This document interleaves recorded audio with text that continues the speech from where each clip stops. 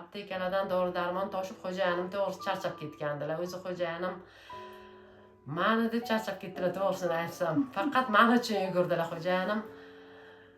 Dorixonadan dori toshib, uyim ham katta korobkada bir derazada nima turardi, dori darmonlar turardi. Kecha kunda skora chaqirib to'g'risi charchab ketgandilar. Men ich qotish, bo'yinda qotish, keyin oyoq ismaychiydi. Ana shunaqa nimalar bilan davleniya, qon bosimi doimiy chiqib turaychiydi. Rabochiy davleniyam 140 bo'lib qolgan edi. Chiqib ketsa 180 ga chiqaychiydi. Bugun yotganingizga necha kun bo'ldi? Bugun 7-kun nasib bo'lsa, Xudo xohlasa. 7 kunda qanday o'zgarishlar his qildingiz organizmingizda? 7 kundami? Ich yurishlar juda zo'r. Men bunday natijani olaman deb o'ylamagandim. Umuman xuddi hozir yengil qushday bo'lib tashqariga chiqsam ham mazza qilib ishlarimni qilib kelyapman. Yuz yuvishmi, massajlarga tushib kelaman. Doktorlarning aytganda ichyapman. Faqat hammasi giyohlar. Boshqa bu yoqqa tabletka, dori darmon yo'q. Har kuni 2 mahal tekshiruv, qon bosimlarini o'lchab, juda chiroyli lecheniya olyapman. Hozir bu yoqqa xarajat uncha ketgan yo'q. Shu kelganimizda 1.140 million nima oldim, yotoqxonaga to'layapmiz. Bir yurakka qo'shimcha qildim, tamom. Boshqa narsa yo'q.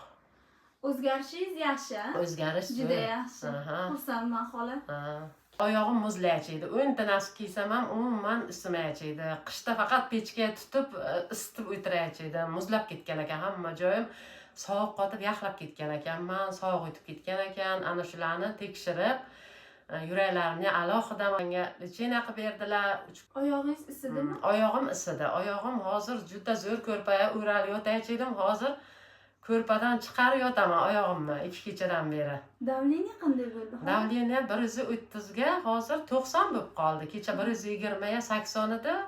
Kecha ozgina o'zim narusheniya qildim-da. Keyin 130 ga 90 bo'lib qoldi. Sizlargacha o'zimizda Qashqadaryo viloyatida yotib chiqqanman. 2 marta operatsiya o'tkazganman. Men o'shalardan keyin ham nevropatologlarga davolanib chiqdim. Yurak doktoriga ko'rindim. Yo'q, uncha natija olganim yo'q edim. Hozir bu yoqqa kelib, damlamalar bilan, giyohlar bilan shuncha natija olib o'tiribman. O'sha korobka dorilarni ichgansiz. Yashik tugatibsiz. Qani o'shalar siz ham davolansa bo'larmikan? Bo'lar ekan. Men oldingi dorilarni ichganimda faqat surga ichardim, sano damlamasini ichib yurardim. Sog'likni oshiraver ekan u. Sog'ligim oshib ketgan juddalar. Umuman varaja bordi orqalarimda, o'shalar ketdi, Xudoga shukr. Massajlardan keyin qon aylanishlar yaxshi bo'ldimi qandaydir. Oldingi dorilardan bu dorilarning tubdan farqi bor ekan, bizga beriladigan giyohlarni. Ichaklarim hozir juddalab ishlashi boshqacha bo'lib qoldi-da. Qimirlashini o'zim sezolman ichagimni. Qashqadaryoda shuncha kilometr biza bilmayman, o'g'lim hisobladi. 300 qancha kilometr dedi.